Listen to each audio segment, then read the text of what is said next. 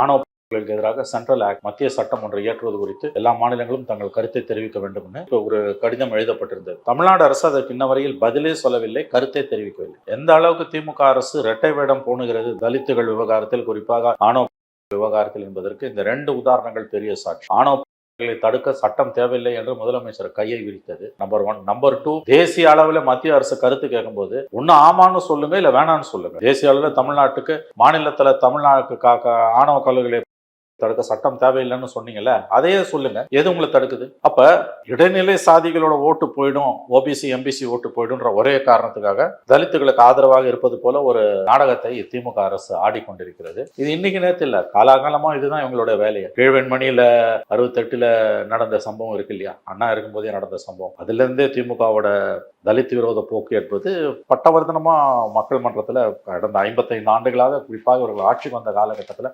தொடர்ச்சியா பாத்தீங்கன்னா there is a method in the madness. இந்த தலித் விரோத போக்குல ஒரு கன்சிஸ்டன்சி இருக்கு. நேரடியா போய் அவங்க தலித் விரோத காரியங்களை ஈடுபடுவாங்கன்னு நான் சொல்லல. ஆனா எப்பெல்லாம் இடைநிலை சாதிகளுக்கும் தலித்துகளுக்கும் ஒரு பிரச்சனை வருதோ, கூடியவரை இடைநிலை சாதிகளை காக்கக்கூடிய காரியத்தை தான் இவங்க பண்ணியிருக்காங்க.